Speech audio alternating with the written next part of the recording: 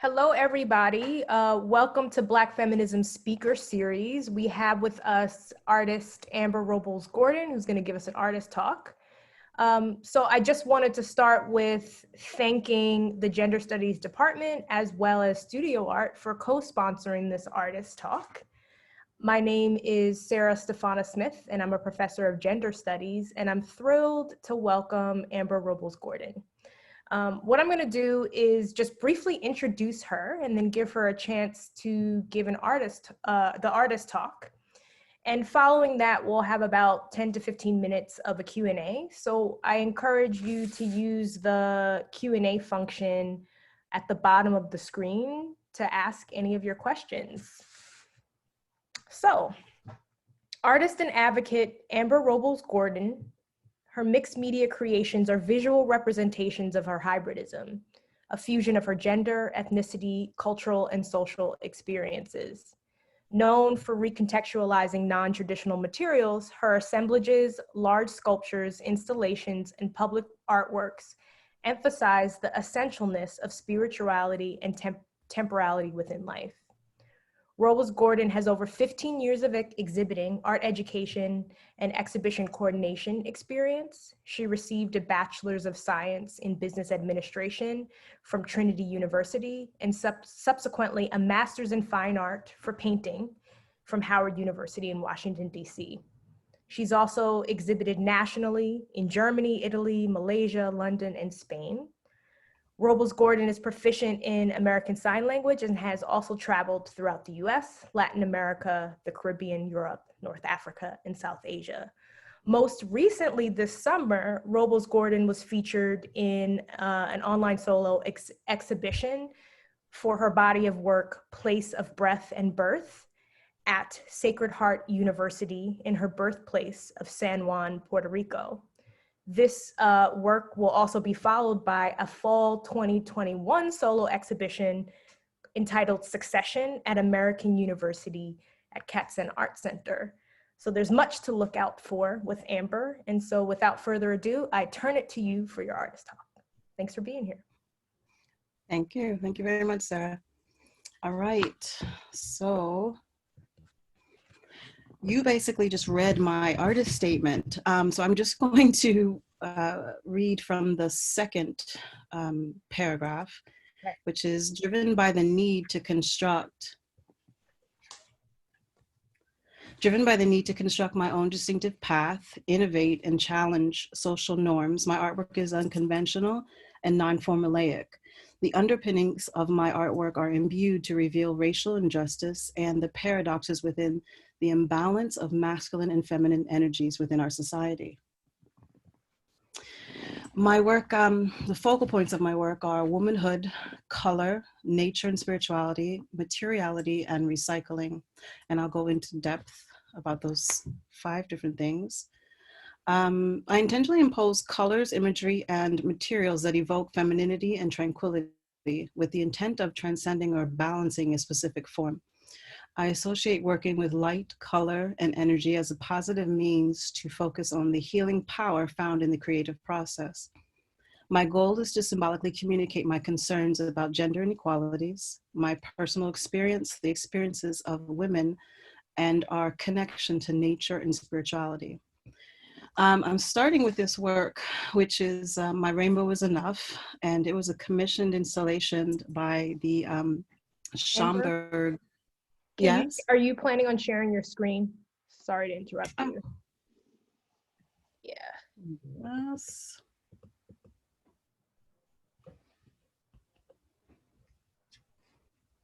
Sarah, why didn't you tell me that earlier? That's okay. We were enjoying your description. Just my voice. Yes. Oh, okay. Setting the scene. All right, the shared screen? I can see it. Yes. Fantastic. Awesome. Thank you. Okay, so focal points: womanhood, color, nature, spirituality, recycling, and materiality.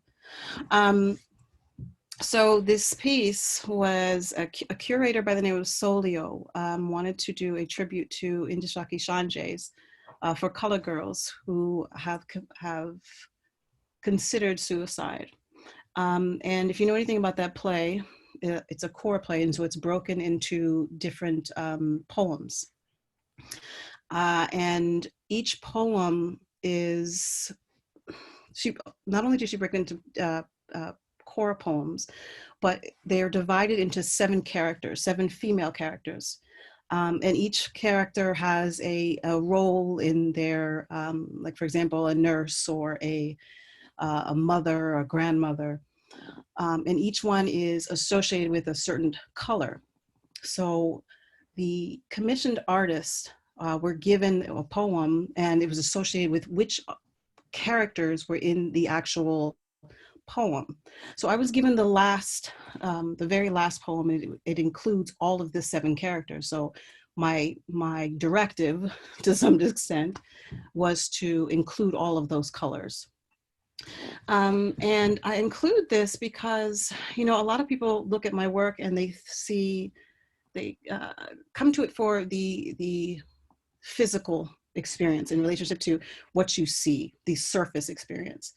And I think that's a wonderful thing. And however, I also love it when the people go a little bit further to investigate what my sole intention for the work is. So for example, this work is, the base is chicken wire, and then it's woven with fabric. So when I think of chicken wire, I think of it as a metal form. It is representational of masculine energy. And for me, the masculine energy, the metal in this case, represents society, patriarchal society. So I then go back into the structure, and I weave things that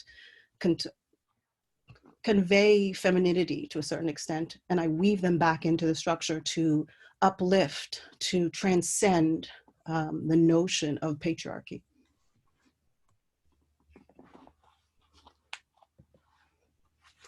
Color, nature, and spirituality. I believe color and light have healing properties. All right, how do I get rid of you guys on the left? Hold on. Sorry, there is something blocking.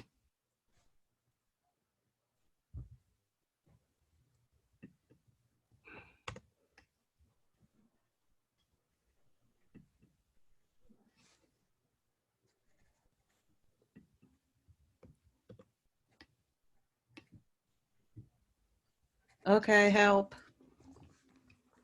How do I get rid of you guys? There should be a button in the upper right corner that says view, and you should be able to shift. Yeah, awesome. Thank you.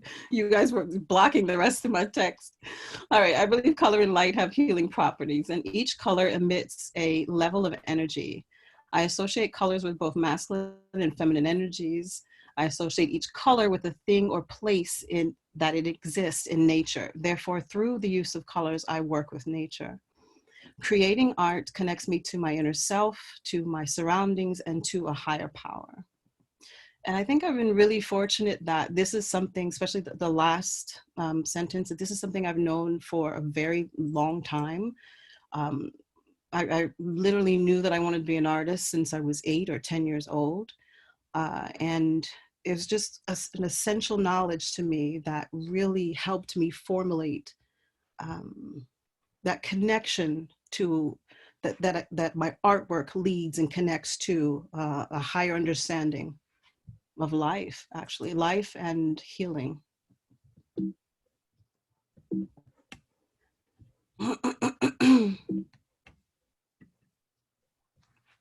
Materiality. My work is directed by the intersections of a concept I want to convey, use of materials, color, and energy.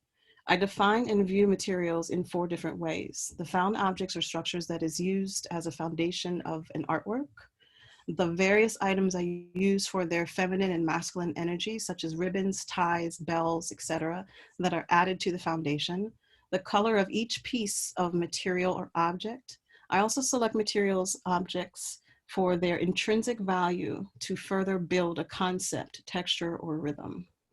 And materiality is something that is so essential for my practice. It is when I see materials or some either a structure or a found object, it's almost like a challenge for me to create, to innovate with the objects. And there's a need that I have not only to investigate materiality or investigate materials themselves, but for example, in some of my works, like the chicken wire and how I weave it with fabric, there's this need that I have to can make the chicken wire appear as though it's some other type of material. That kind of like testing the mind, breaking the norms of what materials are traditionally used for, and then innovation and creating them into something that can be considered fine art.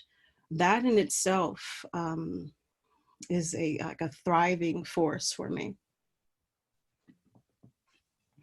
Recycling. I use found objects and recyclable materials to bring forth a dialogue about social consumption and global consumerism. I combine found and used objects and various colors, materials to encourage recycling. Through my artwork, I recycle energy and memories. So the works in this particular image are called Cosmic Block. And you know, the whole notion of recycling energy, time, and memories, it's one of the things that I think is essential, not just as an artist, but as living. You know, the whole past, present, and future, the idea of how to cherish and how to relish life. I believe that if you are able to take a memory and bring it into your present, because all we have is the present, I believe that process allows for like a continuum of time, so an expansion of time, and also an expansion of joy. For example, if you stay in a memory that is hurting you, if you stay in a memory that is not good for you, you are almost taking away from what I would consider your life. But if you figure out ways to stay in memories that refresh, that contribute to your growth, then that in itself is a way of almost prolonging a life, memory, and positivity. My artistic influences. So this is my long list of artistic influences. I'm just going to describe a couple of them. Frank Smith is a part of Afro-Cobra. If you don't know about Afro-Cobra, please do your research, and because they are a tremendous group. And I've always loved Frank Smith's works because he works with fabric and quilting. Then you have Black Artists of DC that was definitely influential to my entire I guess, career as an artist beyond the influence of my own mother. And then Alma Thomas. I mention Alma Thomas because she's actually one of my muses. She was, I can like recall the very first time that my mother exposed me to her work at the Aiden Allen Gallery in Washington, D.C.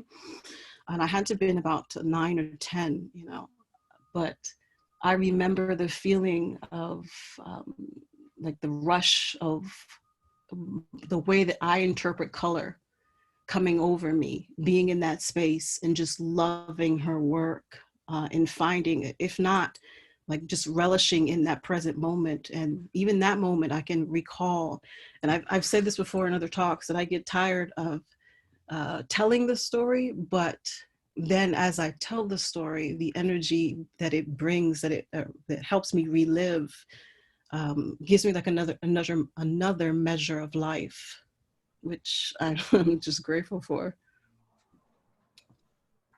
So the other reason that I'm mentioning Alma Thomas is because she was so pivotal to my work. You know, I loved the way that she, her geometric shapes and the way that she left white space in between her paint strokes.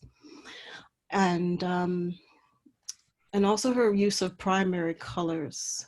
So this matrix, what I call a matrix, I've used in my own work. It is kind of like an imprint in the background of my work, which her work is on the left of this image and mine is on the right.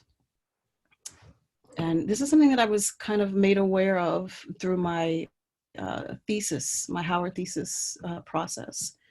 And then it became so just, if not obvious, how much her work meant to my work. So this is Metaphysical Planes of Life.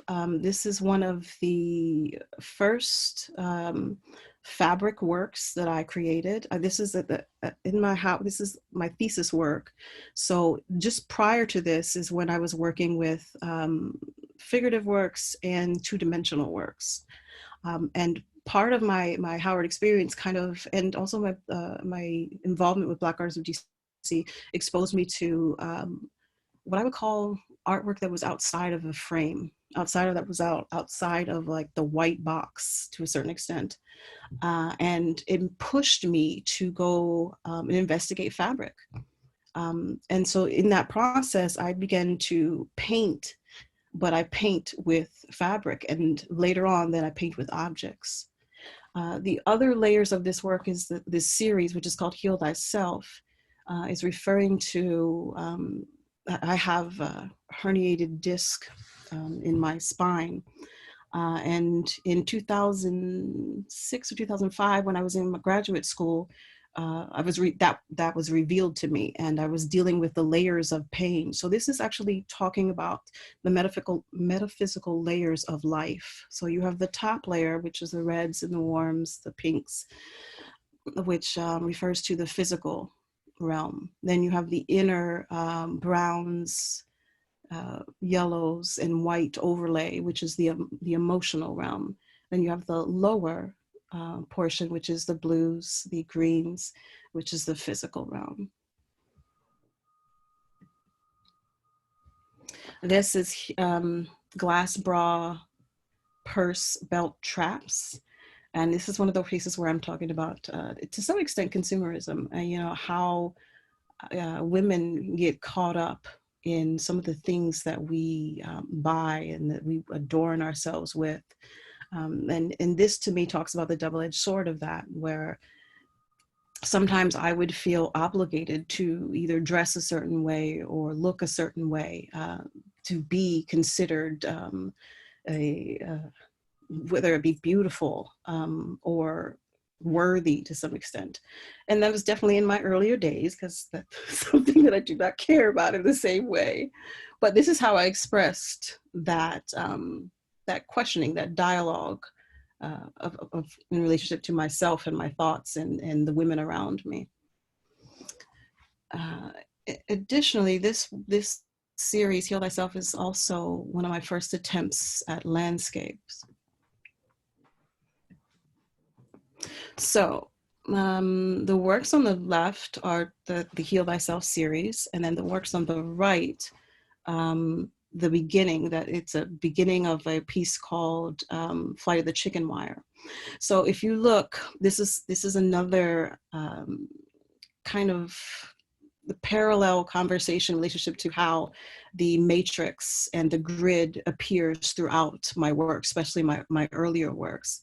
As I was investigating that, and I would start in canvas, and those pieces, I'm sorry, I didn't go back and talk about the materials actually in those pieces, but you have glass tile, paper, rice paper. Of course, there are parts of fabric, which is anywhere from bra straps, belt straps, ties.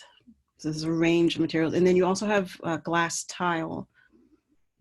But part of the reason I'm showing you this together is because I want to then show you where this work on the right evolved to. So this frame, when I first came across this frame in Howard University, it was basically telling me, I would walk by it and it would like whisper things to me.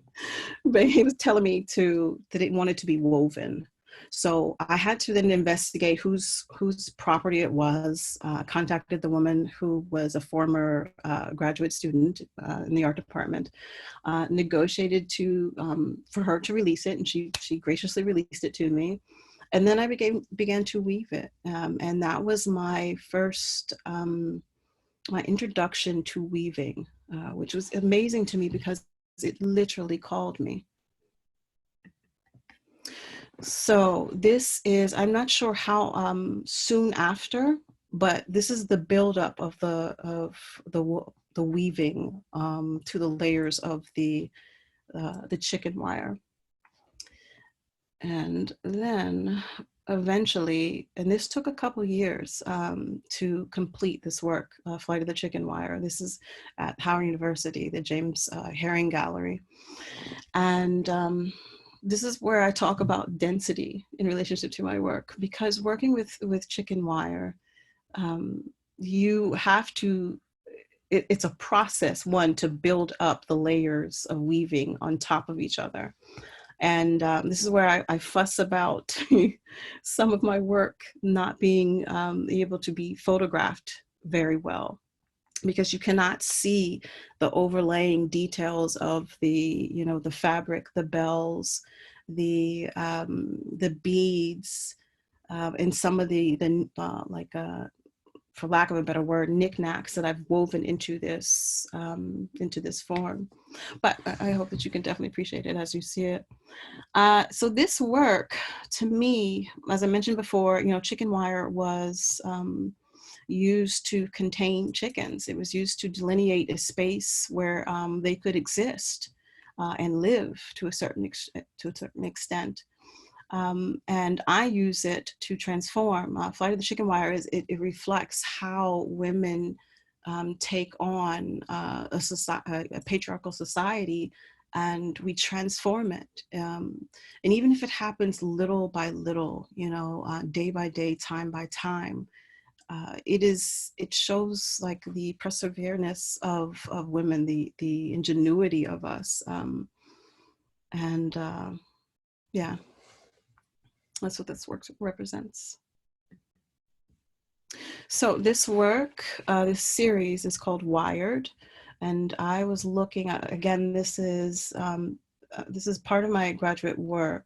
And so this was before Flight of the Chicken Wire. Flight of the Chicken Wire was like the pivotal, the ending piece of my series and my graduate work. And so these were almost like the test runs to some extent, working with chicken wire, with wire forms and weaving them. And I was looking at the connectivity, you know, between wire and color and how they can convey energy. This particular work, BV Rainbow, which is Beyond the Visual Rainbow, was part of the Wired series and one of my first installations works beyond the Flight of the Chicken Wire. And I literally went in and started to tie and knot and wrap bras and wired forms into a piece of probably 12 to like 14 feet chicken wire. So Beyond the Visual Rainbow, I was awarded an apprenticeship by oh God, what is the organization? DC Commission on the Arts and Humanities. And through that apprenticeship, I was, I made this public artwork. The work is about 4 to 50 feet, 4 feet in height, 50 feet in length. And it was to celebrate the Deanwood neighborhood, which is a neighborhood in the District of Columbia, one of the oldest neighborhoods in the District of Columbia. And this work actually still stands. It's been there since 2013. It is literally fabric, wired objects, and the base is chicken wire. At the altar, from the fruit of my love and labor. Uh, in 2009, I had an experience, a familiar experience where something was revealed to me. And the experience was what I would consider so deep that my mother and I decided that we would go home and that we would create altars in relationship to dealing with what was revealed to us. So when I journeyed home, one of the things I realized was that I already had the beginnings of altars throughout my home. So for example, I already had where I collected candles and or memorabilia and or a collection of grains or precious stones. So then what it became is that I then had to research about creating altars. And then, for example, some of the areas only needed a living object or a living being to some extent. So meaning a plant or something that needed to be refilled and given water on a daily or weekly process. So this became important because what I decided was that I wanted to create altars in my work. And it became a really pivotal point in the change of my work. One, because it meant that I then began to create installations. So they were altar-like installations. So whether the people that are viewing my work knew that or not, it was essential because I was working out some of the things that were happening in my physical life, my actual life, through the work that I produced. So this one, as I said, is from the fruit at the altar, from the fruit of my love and labor. And it's literally about my love for my son.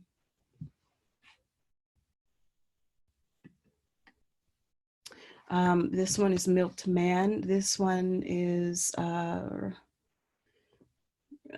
it's composed of different like objects that I've collected over the years that belong to my son. So for example, there's the box that was given, the box of cigar box, parts of the cigar box that was given to myself and his father when he was born. There's shoes, like one of his first pairs of shoes, his gloves. And this was, I believe this was in 2011 at, oh God, what was the name of that? Delaware State, a solo exhibition that I did at Delaware State. So All That I Am is one of my first circular works, and that's why I'm including this. It's literally a piece that, it's one of the first works that I did in circular works, and that was imbued. It's when I started to imbue some of the, I don't want to say witchcraft, but very intentionally when you believe a certain beliefs around creating and crafting a certain experience. People do that in circles. And it was very essential to me that this work, it just began that process for me. Yeah. The whole series is called All That I Am. This work on the left is called All That Is Constructed.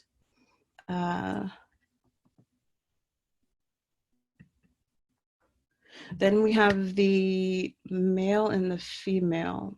This particular two works are part of the series Awakening the Matrilineal. Also in circles, as you see. And this is where I'm combining a technique called paper mosaics. Like the colored work in these works is torn little pieces of paper. So these are on canvas. This is where I'm starting to use the snake. And I see the snake as a protector.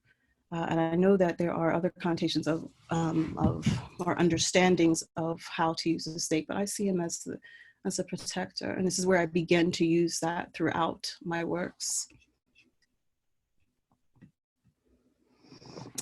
This is another altarpiece. This is At the Altar Dance of the Serpents. And this work was commissioned by the Washington Projects for the Arts and Washington Projects for the Arts. And it was blown up and shown on, I believe it's the National Skyline Hotel, which is the public artwork on the right.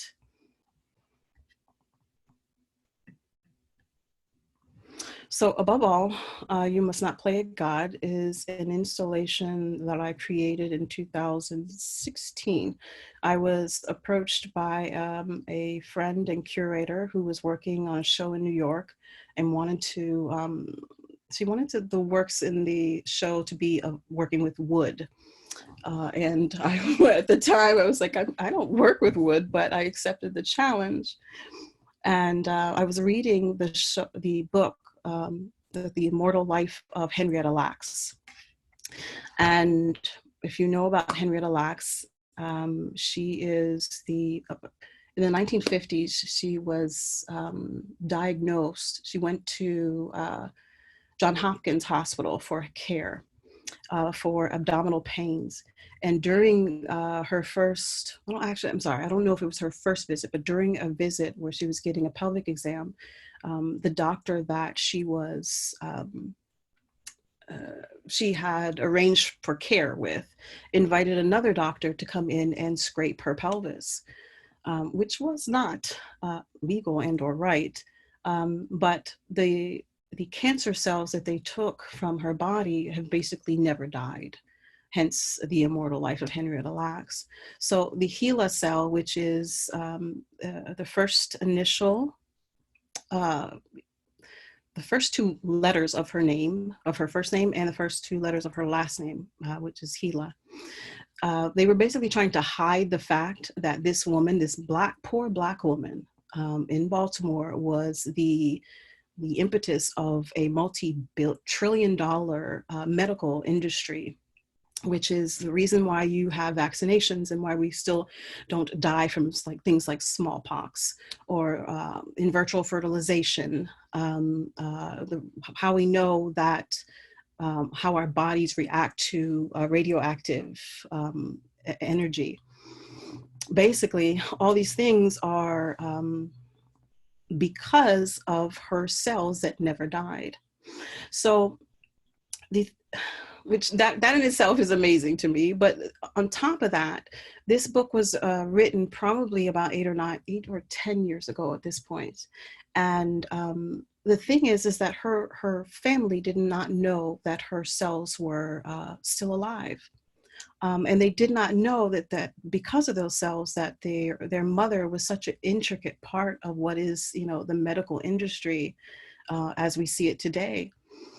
So underneath I'm referring to the image on the left, underneath the branches, I've cut up slivers of the Hippocratic Oath. And if you know what the Hippocratic Oath is, it's an oath that doctors at one point were supposed to abide by as their moral compass in relationship to how they treated and or cared for their patients.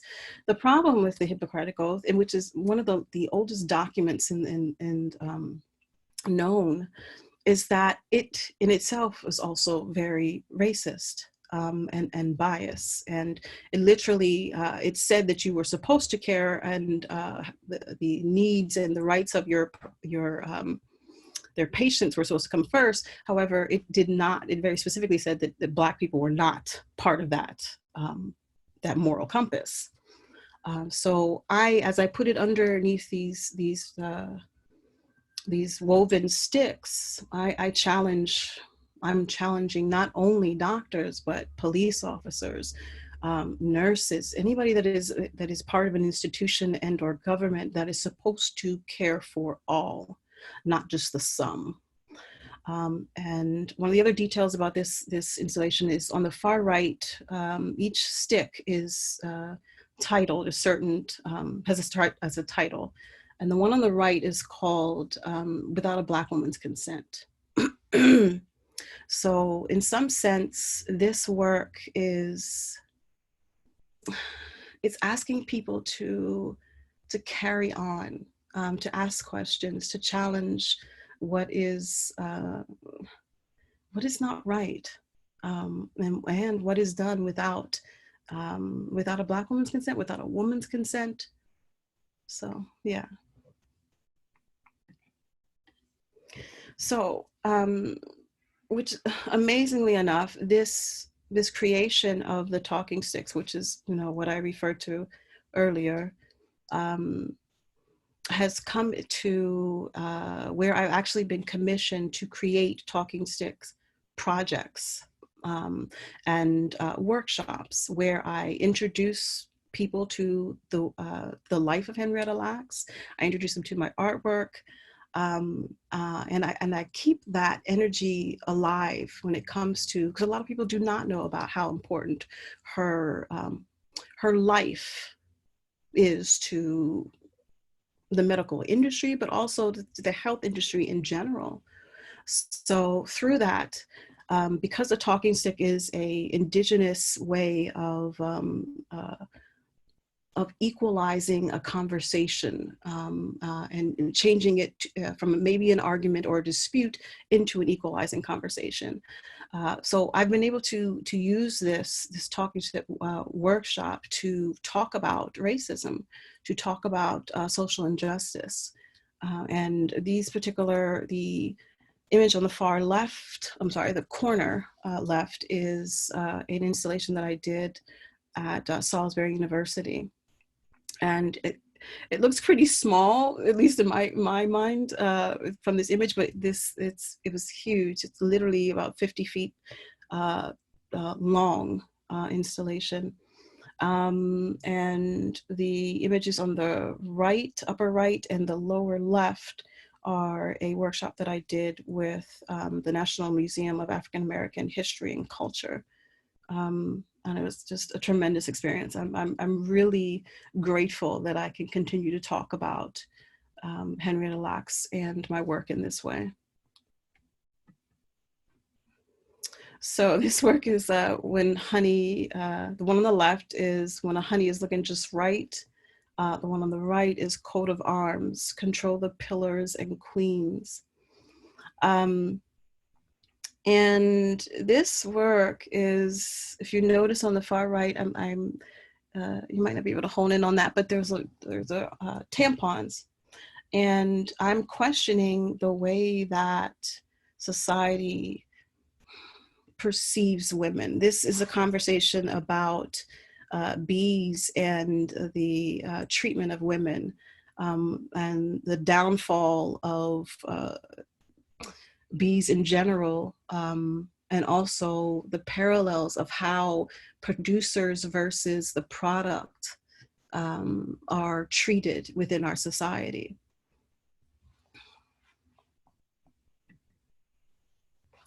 So this work is Third Eye Open, represents an internal conversation about the interconnectedness of human life, from the infinitesimal individual to the expanse in which our universe exists and operates within.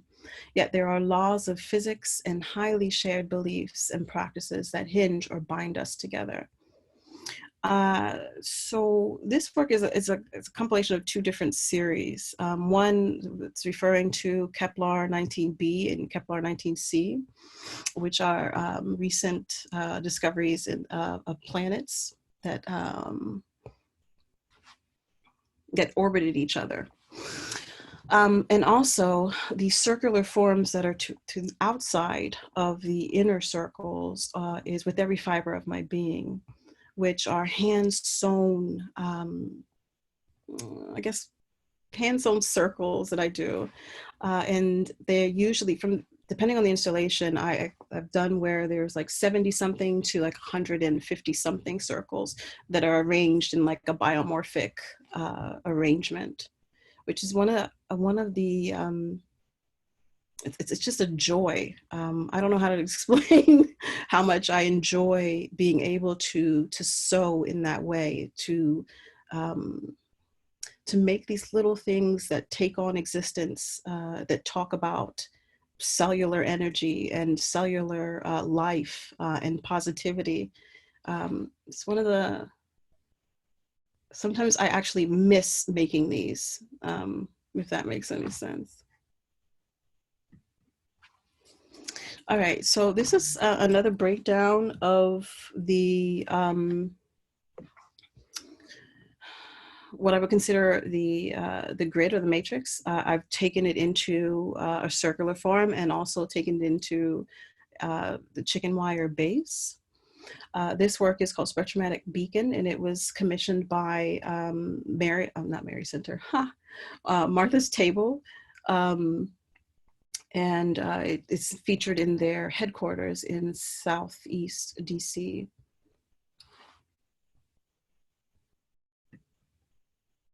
Interdimensional realms. This is the first in the series. And in this work, I'm working with perspective, and also it was really important to me that I can create little realms of existence. And this particular work, this particular series, there's only 2 in the series as of right now, but I'm an avid sci-fi fan, and it was something that was kind of shared with me through my mother, who's always, Star Trek, Star Wars, Battlestar Galactica. And it was really pivotal in how my understanding of life and Black life. Some of it was given to me through sci-fi. And one of the things that I always longed for was that there was more representation of Black life period in sci-fi, but also very clearly Black women in sci-fi. Because yes, we will be in the future. If not, we are the future. And so this work is, I created this for my niece, whether she knows it or not. These, if you are able to hone in on this image, you'll see like little realms of instances of loving Black life and or Black environments. Yeah.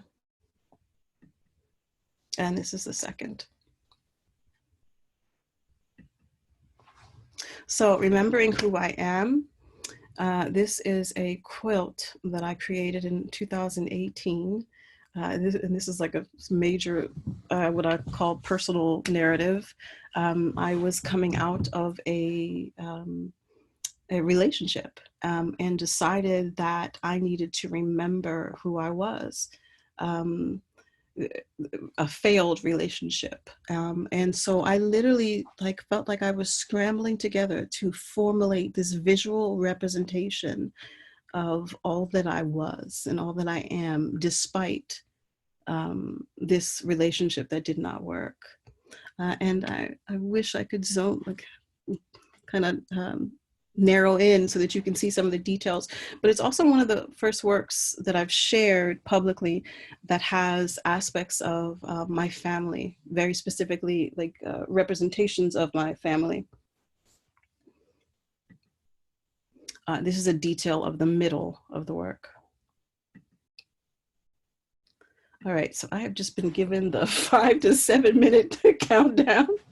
So I'm going to skip a couple of these, but I wanted to definitely show you fertile grounds of minds, wombs, and of the earth. This is an installation that was commissioned by 2 organizations, which is the Dashboard, I believe their full name is, and the Nicholson Project, which is located in Washington, DC. It's a residency program. And this is literally a 3-dimensional representation of a uterus. And it, again, if you notice, those are talking sticks that are aligned in the arrangement of the uterus. And so, for example, I'm asking people to talk forward when it comes to the issues about women's health. What do you call that? Lord, all of the trash, the plastic trash that's on the bottom of the piece was collected by myself and my niece and cut through a period of almost 3 years. And it represents, the work itself represents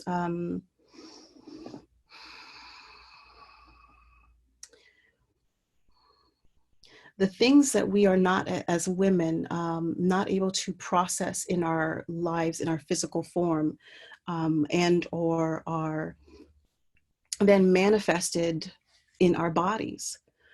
So for example, the parallel between the issue that we have with plastics that are not recyclable, and how they impact the earth, to how cysts and fibroids manifest in a good number of women in general throughout the world. It's a process of either not being able to internalize negative energy and or trauma. And I see these as parallel conversations and things that we need to talk forward. We need to talk about, and how we treat our earth versus how we treat our women. This is another view of the work of the installation. So the last series refers to place of breath and birth. This work is called Isla de Encanto. So as Sarah mentioned at the beginning of the talk, I was born in Puerto Rico. However, I was raised in the States, in Arlington, Virginia. So I did not have a what I would call like a working relationship with the place that I was born. And so as an adult, this was a goal of mine to go back, to have this experience, to live in PR for a period of time and create work, to have, you know, a more functioning relationship with Puerto Rico. So this one is Isla de Encanto. You have elemental, tierra, algo, y fuego, which is elemental, earth, air, water, fire.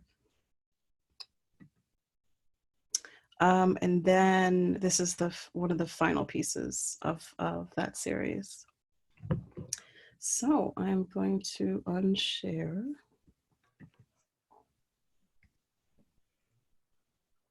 So thank you so much for that, Amber. I want to kind of invite folks to ask questions in the Q&A function. Looks like a few folks dropped some comments in. And in the meantime, I thought I would start you off with a question, kind of thinking about where you sort of left us off. And part of that is because the class that I'm teaching has sort of been working through your work in relation to thinking about space and place, and in particular, the contemporary census data process that's been happening in Puerto Rico. So one of the things I wanted to first say is just say thank you so much for this talk. One of the things that really struck me is your use of story and memory as an apparatus for what you say is, quote, a kind of living that gives you another measure of life. And I just think that that is such a beautiful way of kind of coming to your work. And so that being said, I'm wondering if you would talk a little bit about your experience doing that residency in Puerto Rico, and what that has sort of meant for you in your most contemporary body of work, in terms of thinking about that, navigating that now in the midst of a kind of environmental pandemic, and one where we're also having to contend with continual forms of racial violence.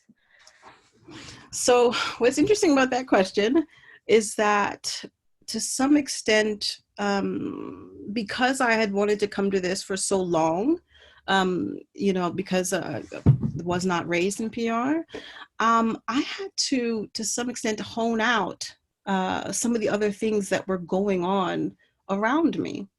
And that's a very, very interesting dynamic, because there's actually a little bit of a guilt to some extent. One, I know that I had to make a decision about nurturing myself and nurturing something that I had known that I needed to, you know, to impart and to build on for so long.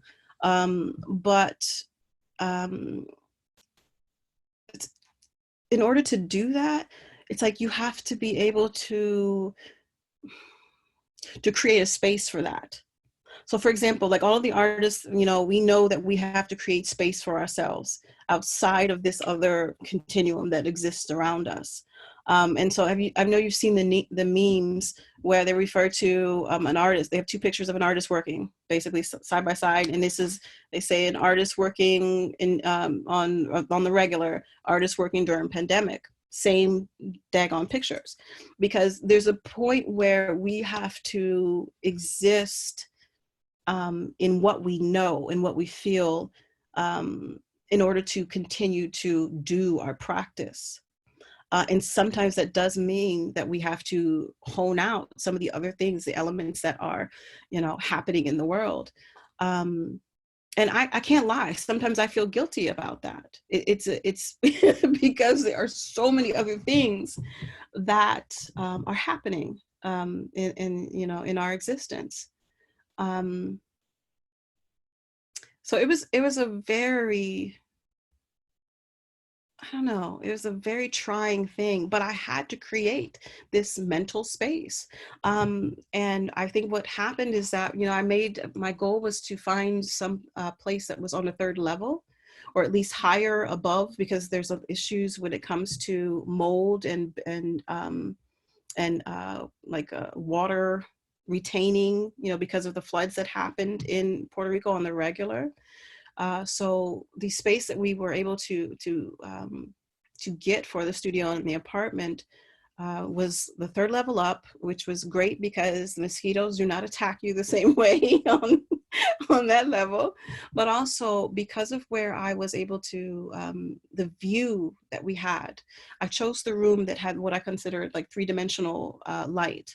So I had views all the way around except for behind me. And one of the things that I would do is I would just sit there among all the plants that we cultivated in that space. I created an ecosystem. And one of the things I would do is I would sit either in the morning or in the evening and watch the day turn into night, or watch the morning come about. And there was a tranquility that happened. There was an understanding of like the layers of life that was revealed, because where we were one of the only taller buildings in the span of what you could see.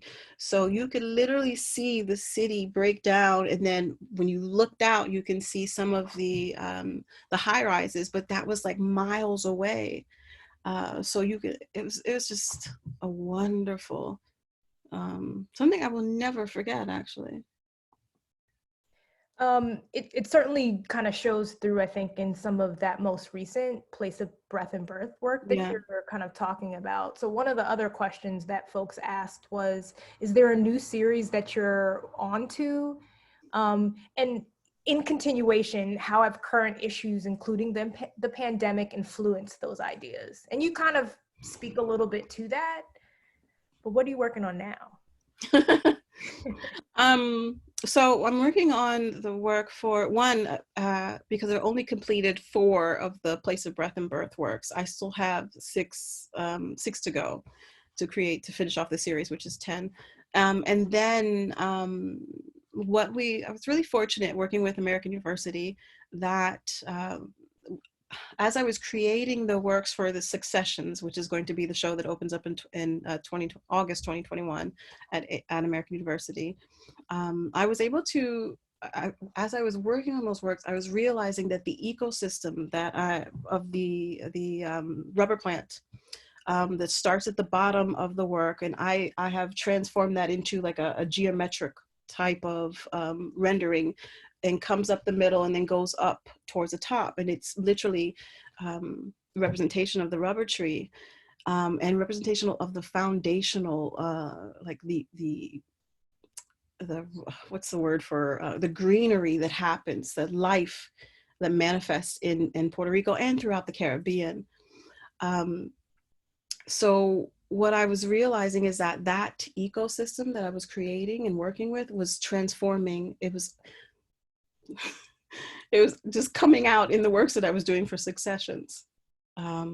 So I convinced my curator and I convinced the director of the museum that I could show both bodies of works, to show the interconnectedness, and to continue the conversation about Indigenous life practices, So yes, I will be showing the works of Place of Breath and Birth, which will be talking specifically about Puerto Rico, but also the Successions work will be talking about Indigenous life. And so in relationship to how the pandemic, impacted some of the works, I was there since January 2020. And we basically decided that in March, when they started to put out calls for US citizens to come back to PR, and it's not that US, PR is definitely part of the US. However, what made us decide to come back was that the governor of Puerto Rico was basically trying to shut down the airport. And I was like, I had too many commitments that were coming up.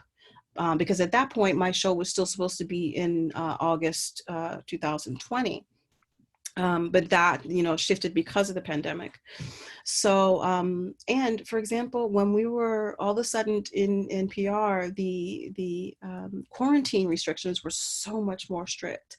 Like, for example, the cutoff, I could no longer get art supplies, could no longer get fabric, could no longer, so that was another, definitely that contributed to our decision to leave Puerto Rico. So what's interesting is that this work is definitely been created partially in PR and then partially in DC, and then I would travel back. So it was a very interesting experience. Thank you. I think we have time for about 2 more questions. So the next question is, can you talk a little bit about the way you develop your ideas? How do you approach making new work and identifying the materials and media that you use? Yeah, definitely. So it definitely depends on whether or not it's a commission or not. To some extent, when I do take on commissions, there are like a few guidelines that they want to make sure are included in the works, and that's fine. But in general, I really have, depending on the medium that I'm using, sometimes I do work through a sketchbook, and or the amount of research that happens. I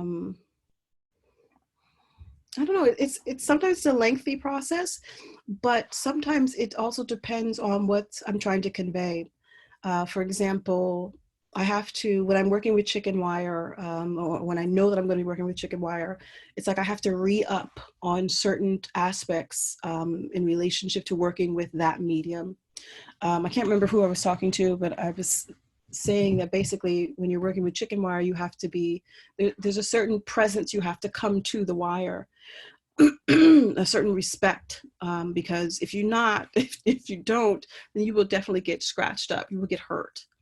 And so there's like a reacclimation that happens when you have to come to the various, because I work with a lot of various mediums, almost like a program, like you drop a computer program in real quick and it updates you really quickly, and you're like, oh, you have to remind yourself, oh, I have to do this when I work with this particular medium. But it is, I say, the most essential part of establishing or working out an idea is being very conscious of creating a research process, or a connection with like the continuous thoughts that happen in your brain, and then figuring out how to document them in some shape or form. I don't do this with every project, but that's just because I've been doing it for a longer period of time. But there are times when I think to myself, when it comes to it shouldn't all be in my head. There are aspects about documentation, and or in the future when hopefully one of my nieces or my nephews come to my work and they hopefully want to understand it or not, that, and or when you think about what an artist wants, and a lot of us want to be in history books, and in order to do that you have to leave a trail behind, so that it's an essential part of creating value for your work. Do you think some of that is also sort of connected to the fact that you are kind of working through an abstractionist kind of set of practices, even as you're gesturing to Henrietta Lacks, or your choice of color is very, very intentional? Mm-hmm. Do you feel like you have to do that because of some of the ways that you work? No. No, I think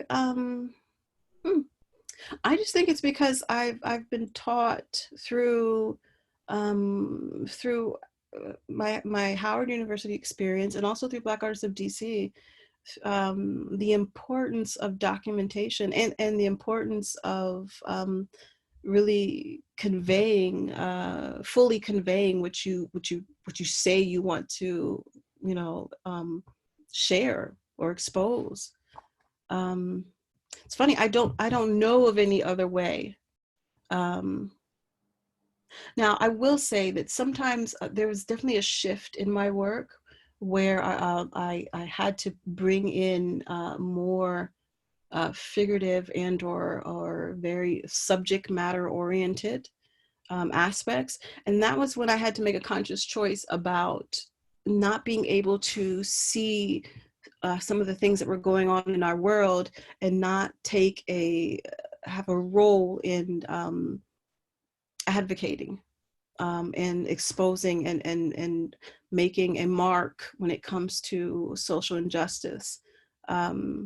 Because you realize to some extent that, like, if this is really what you want to do and really what you love, that this is one of your most effective tools of communicating. And not to say that you would only do that, advocate for others and or for social justice and through your art. I do think that you have to voice, use your voice as well. But it just became something that I had to make a conscious choice of, because silence is a killer. So we'll just end with this last question, which I think kind of connects to what you're just speaking towards. And that is, do you consider people to be part of the nature? And how does, or how does humanity fit into your ideas about nature and spirituality? Do I consider people to be part of nature? What do you mean by that? Well, I'm not sure, but maybe we could try for the second part of the question, where Okay. they ask, how does humanity fit into your idea of nature and spirituality? Is this someone else's question? Yeah. Okay. Yeah. Okay. And we're talking about within the context of my work. Within the context of your work. So the way that I'm reading it is this idea, like the way that you were sort of describing you're looking when you were in Puerto Rico, creating an ecology, but also your interest in the divine, feminine, and masculine, how does that sort of fit into a kind of broader understanding of humanity? I see that inflection in the work, the talking stick work also that you've been talking about. So I break down people into energy throughout my work. That's how they reflect. That's how they appear. And even when if you notice in some of the works of the Place of Breath and Birth, I'm in them. But it's a conversation about how either my growth and or experience in PR, and how it expands who I am spiritually. And when I break down masculine and feminine energy, whether it's the use of white and black juxtaposing each other, because that's representing the yin and yang. I literally take what I would consider formal ideas or figurative ideas, and I break them into dispersing them into energy forms, abstract energy forms through my work. So it's very seldom you will see me use people, in a figurative way. Mm-hmm. And even if I do, it's to break down the metaphysical layers of life and or their existence within the world. Mm-hmm. And Well, that's because that's part of my belief system to some degree, my spiritual beliefs about people and how we understand and or interact with our existence. well, this idea of layers is certainly kind of a rich way for us to sort of end. And I want to thank you so much for your time, and thank you to the audience that were able to attend. That's all, folks. Have a Thank good you, day. Sarah. Yeah.